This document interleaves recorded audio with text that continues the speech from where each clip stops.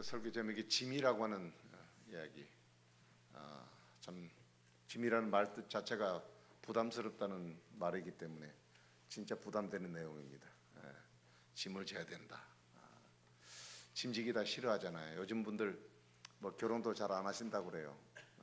왜냐하면 부담이 돼가지고, 또 결혼해도 아기도 안 낳는데요, 부담이 돼가지고 다 짐이거든요.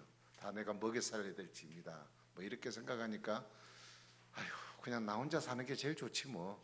사람들이 이제 그렇게 생각합니다. 근데 나 혼자는 좋은데 그런 일들이 이루어지지 않음으로 인해서 우리 사회의 전체 구성이 어떻게 될 건가를 생각해 보면 이거는 우리에게 굉장한 마이너스, 그리고 이 나라에 대한 앞날이 상당히 어둡다, 그런 생각을 가져봐요. 너무 어렵고 힘들어도 내가 져야 될 짐, 서로 지고 가는 일들을 할 때 공동체가 아름답게 이루어가게 되는 것을 보게 됩니다. 자, 그런데 오늘 바울은 이 갈라디아 교인들을 향해서 짐을 져라 이렇게 말을 하죠. 2절에 보면 너희가 짐을 서로 지라 그리하여 그리스도의 법을 성취하라. 이게 짐을 서로 지라는 얘기는 무슨 얘기입니까? 서로 나누어서 져라, 뭐 그런 의미가 있습니다.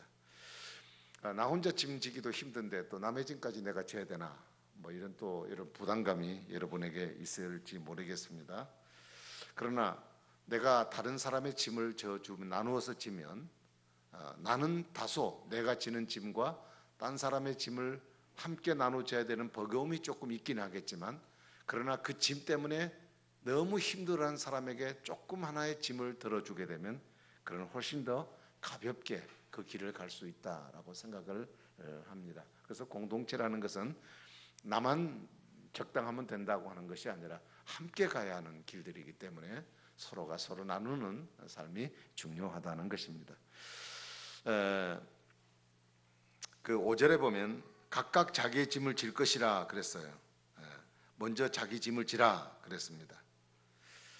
다른 사람의 짐도 지고 또 내 짐도 내가 져야 되고, 세상에 이런 일이 어딨냐, 이거는 뭔가 상당히 모순됐다, 뭐 이렇게 생각할 수도 있겠습니다. 근데 이 사도 바울이 이 갈라디아 교인들에게 왜 이런 말을 할까? 왜 이런 말을 할까? 내가 지고 갈 짐도 무거운데 다른 사람의 짐도 함께 나누지라, 왜 이렇게 부담되는 얘기를 할까? 분명히 거기에는 뭔가 핵심이 있을 거란 얘기죠. 뭔가 하고 싶은 얘기가 있을 거라. 그럼 그 얘기가 뭘까? 말씀 전체를 정리해 볼 때 그렇습니다. 교회라는 이 공동체가 어떤 문제를 만났을 때, 이 지상에 있는 교회는 다 완전하지 못한 교회이기 때문에 항상 문제가 도사리고 있습니다. 그래서 이 문제가 일어날 때 이것을 어떻게 해야 할 것인가에 대한 문제를 지금 얘기하려고 이 말씀을 하고 있는 내용이라는 얘기입니다. 아까도 말씀드렸지만 이 지상교회는 완전하지 못한 사람들이 모였습니다. 그러다 보니까 다양한 그런 성향을 가진 사람들이 모여 있어요. 여기는 뭐 경상도, 전라도, 충청도, 강원도, 다 서로 관계 속의 그 특징들과 그 성격들을 보면 어떤 때는 아이고 저 사람들은 속이 터져, 그런 사람도 있고, 어떤 사람은 아이고 왜 저렇게 급하대, 그리고 우리가 서로 맞지 않는 그런 성향을 가진 사람들이 이 하나의 교회를 이루고 있단 말이죠. 그런데 이렇게 부족하고 연약하고 또 다른 성향을 가진 사람들이지만 우리는 이렇게 함께 모여서 뭘 하느냐, 그리스도의 법을 이루어 가기 위해서 노력하는 사람들로 모인 것이라고 하는 겁니다. 자, 그래서 이렇게 다양한 사람들이 모여서 함께 조화를 이루고 함께 하나님의 일들과 법을 이루어 가려다 보니까 어떤 일이 생겨요? 거기는 그 과정 속에 많은 문제가 야기가 돼요. 많은 문제가 야기가 돼요. 다 똑같지 않잖아요. 어떤 사건을 보고도 평가하는 것도 다 똑같지 않고 해결하는 접근 방식도 다 달라요. 그러니까 이런 일들을 이루어지려가는 과정 가운데 많은 어려움들과 문제들이 발생할 수 있습니다. 그러니까 이렇게 피할 수 없는 문제들, 우리 교회 공동체에서 삶 가운데 서로 사역을 하면서 이루어지는 모든 문제들 속에 그런 많은 발생하는 문제들, 이 피할 수 없는 문제들, 이것들이 곧 오늘 성경에서 말하는 짐이라는 말로 표현을 하고 있습니다. 그런데 이 짐들의 특징이 있습니다. 이것은 서로 나누어서 해결할 수 있는 짐도 있고, 어떤 것은 누군가가 그것을 책임을 지지 않으면 안 되는 짐도 있을 수 있다는 얘기예요. 그래서 우리는 교회 공동체라는 이 짐은 먼저 생각할 부분은 나누어서 져야 한다. 이것이 교회에 보편적으로 문제가 발생했을 때 해결해야 될 해결법입니다. 교회가 어떤 문제가 탁 던져졌다. 어떤 문제가 딱 생겼다. 그러면 이거는 너 문제, 너가 해야 될 이게 아니라 서로 이 문제를 나누어서 가져야 되는 이 생각이 먼저 필요한 것입니다. 그래서 너희가 짐을 지라 그랬습니다. 그래서 바울은 교회 그 구성원들은 교회가 어려움이 닥쳤을 때 그 닥친 어려움을 바라보고 비난하고 원망하고 그리고 누구 탓하고 그러지 말고 그 짐을 자원해서 서로 나누어지라 이렇게 말씀을 하고 있는 것입니다. 그래서 이 교회 이 공동체는 문제가 있을 때 해결하는 가장 좋은 방법은 십시일반으로 성도가 서로 같이 마음을 나누어서 짊어지는 그런 모습들이 되어야 한다는 것입니다. 또 아울러서 나눠서 지는 뿐 아니라 각자의 짐은 각자가 져야 될 짐은 또 각각 개인이 져야만 합니다. 다시 말하면 각자의 짐이라는 게 뭐냐? 각자에게 주어진 의무 그리고 책임일 수 있습니다. 이 짐을 누가 대신 져줄 수 없어요. 내가 져야 될 짐은 내가 져야 하는 짐이 있습니다. 그 짐을 내가 잘 감당하고 역할을 감당할 때 공동체는 건강해질 수 있어요.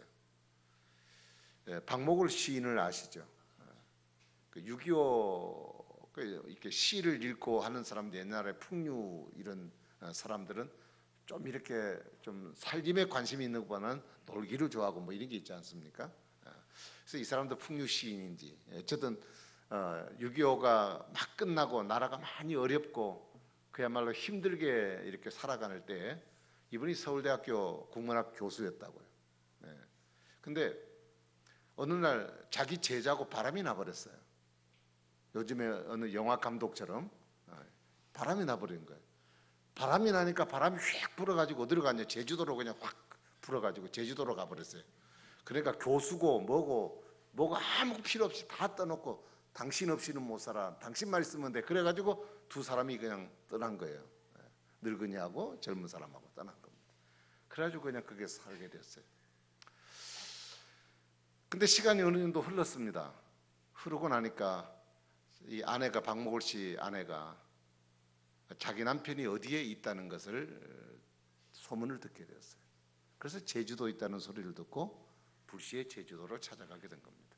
그래서 소문내가 찾아갔더니 조그마한 움막집에 아주 초라한 살림을 해놓고 두 사람이 겨우 살아가기도 어려울 그런 아주 추한 꼴을 보이고 사는 모습을 그 집에 발견하고 찾아가게 된 거예요. 야, 그 몰골을 보니 이 내 남편이 어떻게 저럴 수 있는가? 사랑이 뭐냐고 저럴 수 있는가? 생각이 너무 불쌍한 거예요. 그래가지고 자기도 돈도 하나도 없는데 돈 챙겨가지고 남편에게 돈을 주고 그리고 겨울에 두 사람 입으로 따뜻한 옷을 해서 딱 이리 좋은 여자가 어디 있습니까? 조선전지에 잘 사시라고 그리고 주고 떠났어요. 집으로 왔어요. 근데 그 선물을 받고 난 뒤에 곰곰이 생각하니까 이 박목월 씨가 도저히 안 될 것 같아. 도저히 사랑도 사랑하지만 현실이 현실이고 사랑한 아내가 이렇게 와가지고 바가지 한 번 안 긁고 고생하고 있다고 오히려 위로해주고 돈 주고까지 가니 저런 착한 여자를 내가 버리고 사는 게 어떻게 되겠는가 싶어가지고 고민하다가 그 제자 여자하고 헤어지기로 한 거예요. 헤어지기로 해가지고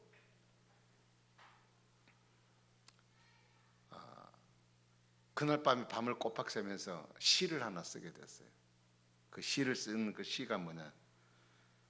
기러기 울어예는 그 이별의 노래 있죠. 그걸 그때 썼답니다. 그 헤어질 그 어린 여자를 두고 떠나가야 되는 그 아픈 마음. 그러나 내 가정을 지키기 위해서 가야 되는 그 마음. 그걸 한 거래요. 제가 지금 이 얘기를 한 게 또 있는데 그냥 이것만 하고 지나간 이유는 뭐냐? 가정이 어렵고 힘들고 이렇게 난파선의 위기에 있는데 아내가 자기 자리를 잘 지켜주니까 결국 남편이 회복하게 되고 나중에 그 아들이 교수가 됐잖아요. 대학 교수가 되는데 어려운 살림 가운데도 이 자녀가 잘 커서 자기가 쓴 자서전에 어머니에 대한, 내가 어머니가 없었다면 내가 오늘 이 자리에 있을 수가 없다. 그래서 어머니에 대한 그리움을 쭉 써놨어요.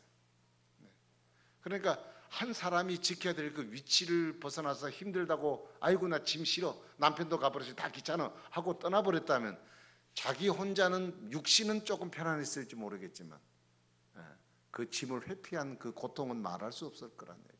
그러나 그 역할을 잘 해줬기 때문에 그런 가정이 회복이 될 수 있었다. 그런 얘기를 말씀드립니다. 여러분, 내가 짐을 지지 않으려고 회피할 때요, 나 때문에 그 짐을 딴 사람이 대신 져야 하는 그런 불편한 상황들이 발생할 수 있습니다.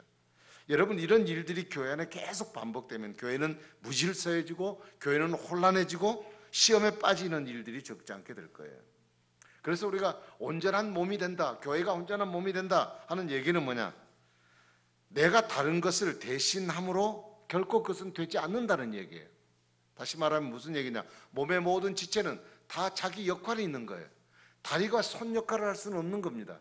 물론 어떤 사고를 인해서 장애를 입어가지고 손이 없는 경우, 그런 경우는 이 발가락을 이용해서 막 붓글씨도 쓰고 막 밥도 먹고 그런 사람도 있습니다. 기인들이 있어요. 훈련을 받아가지고. 그런 절대 보편적인 얘기 아니에요. 그런 특수한 상황, 어쩔 수 없으니까 먹기는 먹어야 되니까 발가락이라도 해서 집어 먹어야 되는 이런 상황이 있어서 받은 훈련이지, 그거는 발휘해야 될 역할은 결코 아니라는 얘기죠. 그래서 우리가 어떤 경우라도 대체할 수 없는 직분이라는 사실을 우리가 깨닫고 자기의 짐을 질 뿐 아니라 남을 보완해주는 이런 역할들이 우리에게 필요한 것입니다. 여러분, 예수님은 우리의 모든 짐을 대신 져 주셨습니다.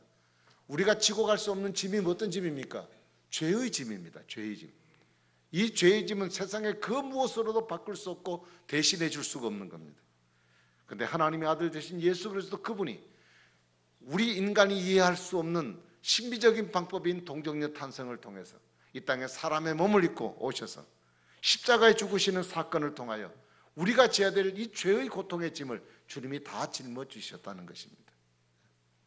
여러분, 우리도 서로 짐을 나누어 지고 또 각자가 져야 될 짐, 우리가 책임을 질 때 그 상황 속에서 이 공동체를 통해서 하나님의 사랑의 법이 성취되어질 줄로 믿습니다.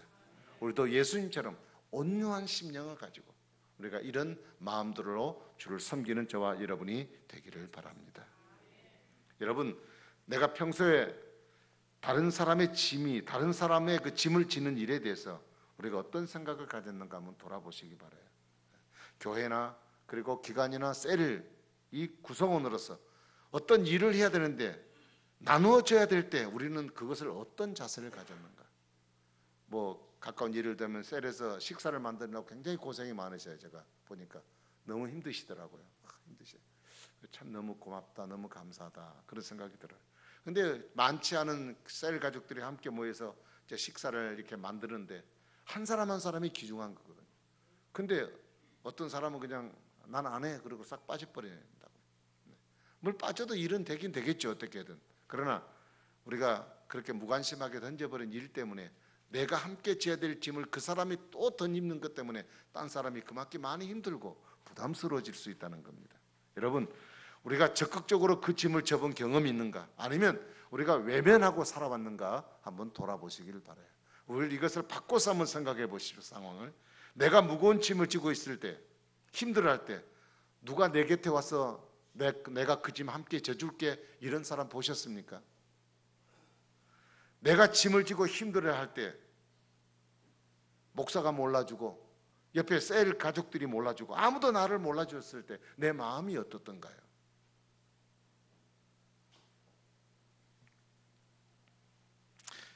여러분, 우리는 공동체 일원으로서 각자가 짐 질 뿐 아니라 서로 나누어지는, 그래서 우리가 함께 이 일들을 감당해 나가는 이런 협력과 마음들이 우리 가운데 절대적으로 필요하다는 사실을 여러분 기억하기를 바랍니다. 썬더싱 얘기를 지난번 한번 기억이 나는데 한 번 더 제가 또 하겠습니다.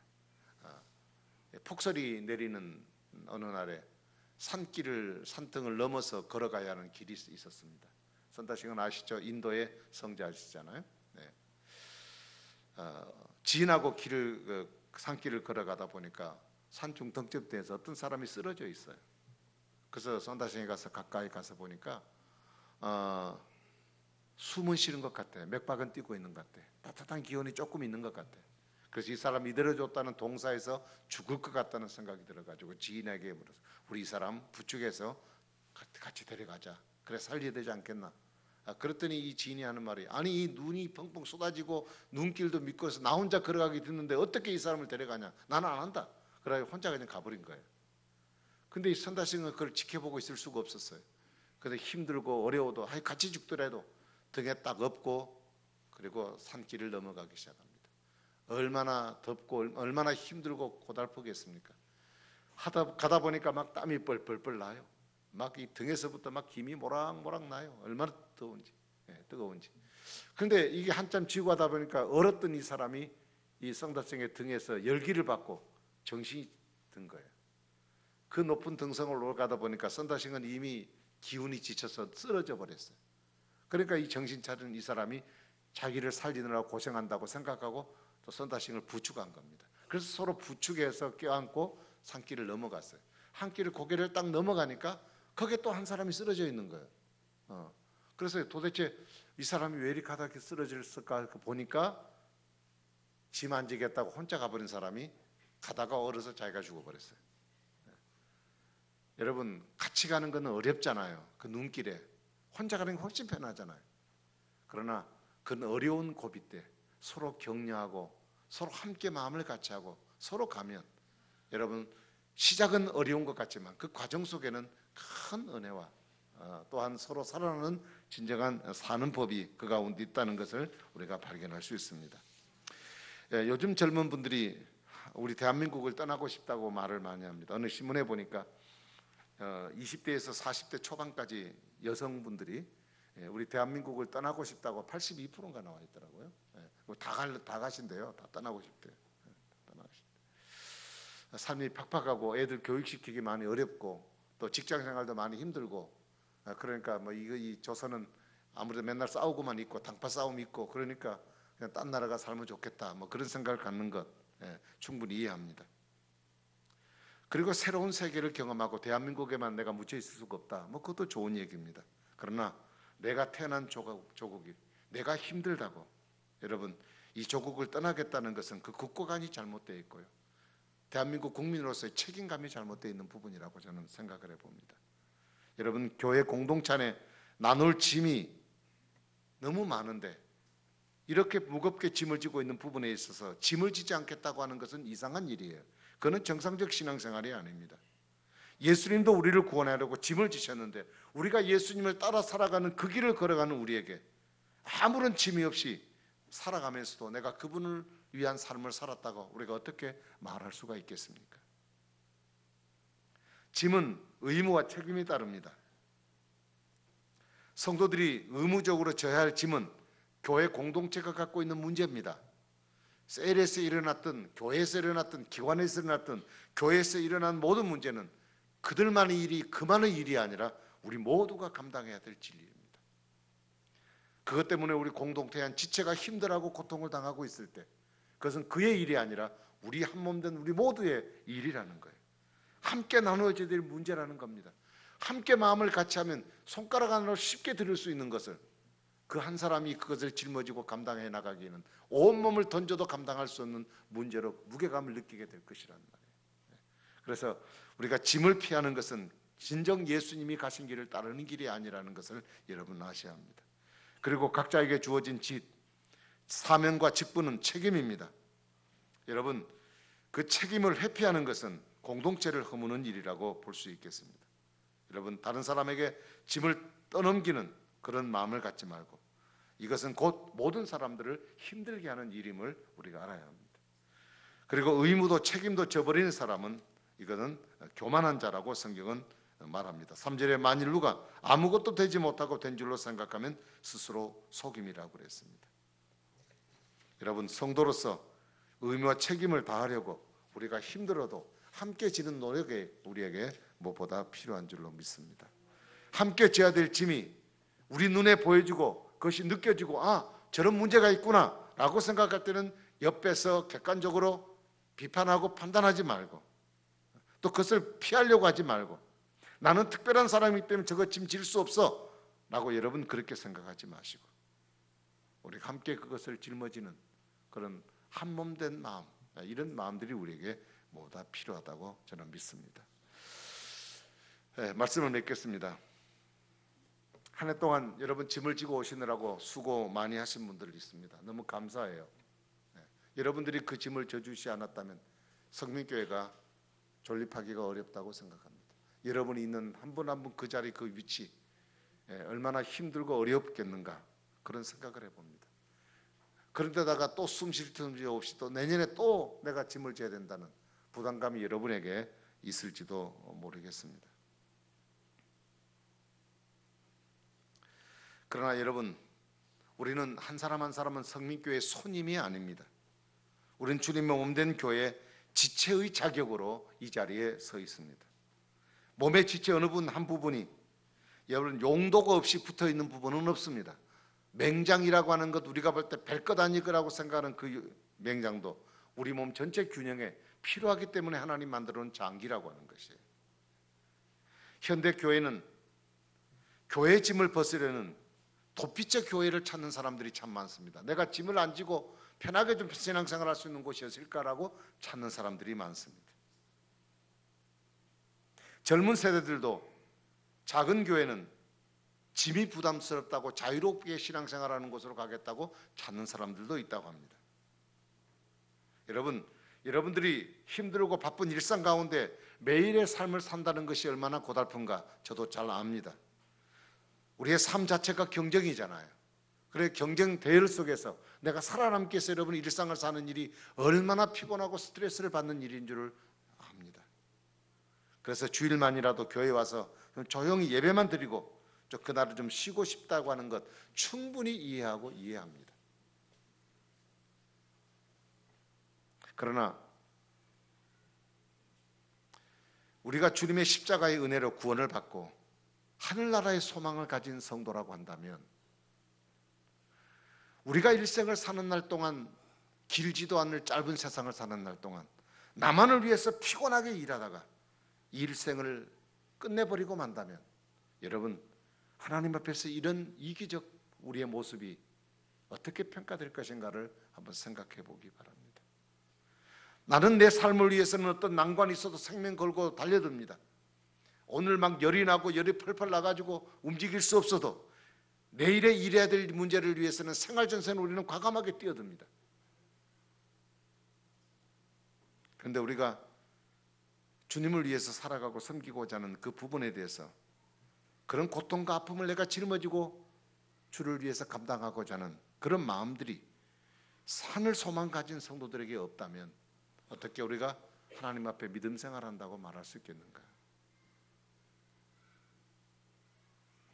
여러분, 한 교회는 그냥 세워지는 교회가 없습니다. 그 교회가 그 자리에 서기까지는 많은 어려움들이 있습니다. 그럼에도 불구하고 그곳에 눈물을 흘리고 버텨준 사람들이 있기 때문에 오늘의 영광을 보게 되는 겁니다. 우리 성민교회가 지금까지 살아오는 과정 속에 수많은 과정 속에 어찌 좋은 일만 있었겠습니까? 때로는 아이고 내가 그냥 이 교회를 떠나버려야지 하고 훌쩍 떠나버리고 싶은 마음이 우리 가운데 요동치는 사람도 있었을 거예요. 그렇지만은 그래도 불구하고 5년, 10년, 20년 어떤 분은 30년 넘게 이 자리를 지켜낸 분들이 있었기 때문에 오늘의 성민교회가 존재합니다. 네. 어느 목사님이 쓴 글에 이런 글이 있어서 제가 어떤 분이 헌금을 했는데 무명으로 헌금을 했답니다. 1,000만 원을 헌금을 했대요. 그래서 너무 감격스럽대요. 그래서 자기가 돈 1,000만 원이 헌금을 했기 때문에 감격스러운 게 아니라 그분이 그 봉투에 써낸 기도 제목이 그래요. 뭐라고 했었냐면 하나님의 즐거움에 참여하는 자가 되고 싶습니다. 네, 그런 편지를 썼답니다. 1,000만이라는 것이 적은 돈은 아닙니다. 무명으로 드렸기 때문에 목사도 모르고 누구도 아무도 몰라요. 그 돈은. 그러나 교회가 해야 될 일에 대해서 거룩한 부담을 느끼면서 그것으로 주님이 기뻐하신다면 주님의 즐거움에 참여하겠다는 마음. 여러분, 주님이 원하시는 십자가를 짐으로 주님을 기쁘시게 할 수 있습니다. 주님이 기뻐하실 때 모든 주님의 기쁨에 즐거움에 참여하는 영광을 누리게 된다는 것입니다. 오늘 저와 여러분들 하나님의 몸된 교회를 위해서 수고하고 애를 쓰고 그 짐을 져야 되는 이 아픔들, 힘듦이 여러분 가운데 있지만 이것은 우리를 위한 것이 아니고 누구를 위한 일이 아니라 우리를 구원해 주시고 우리에게 하늘 소망 주신 예수 그리스도 그분의 몸된 교회를 세워나가는 일들을 위해서 하나님이 주신 직분들입니다.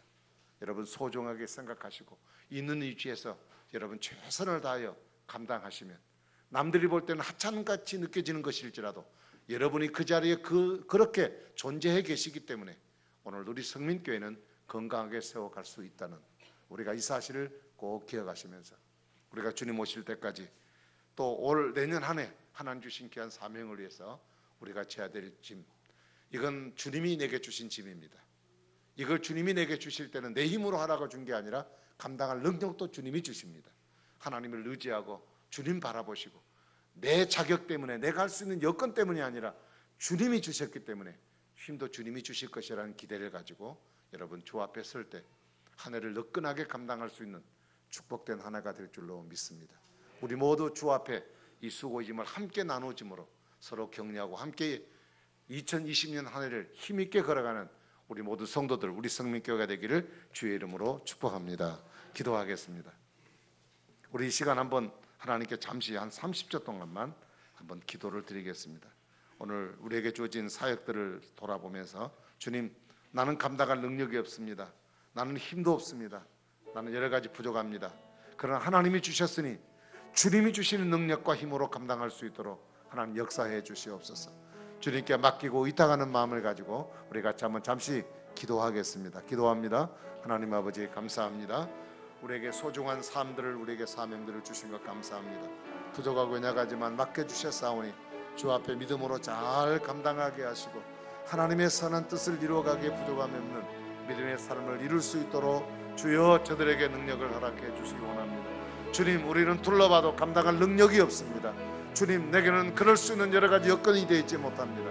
그러나 주님이 내게 주셨고 사명을 주셨기 때문에 주님이 주신 일인 줄 알고 믿음으로 잘 감당하게 하시고 최선을 다하여 감당함으로 하나님의 선한 뜻을 이루어가기에 부족함이 없게 하시고 우리의 사역들을 통하여 하나님 교회가 더 든든히 서나가게 하시고 하나님 나의 위치를 통하여 우리 모두가 서로 함께 마음을 같이하여 서로 힘있게 걸어갈 수 있는 우리 성민교회 한 해가 될 수 있도록 주님 축복해 주옵시고 맡은 귀한 일들 많이 힘들겠지만 하나님이 힘을 주시옵소서. 감당할 능력을 주셔서 주의 뜻을 이루어가기에 부족함이 없도록 은총을 베풀어 주시옵소서. 감사합니다. 하나님 아버지 감사합니다. 우리에게 주신 한 해의 사역들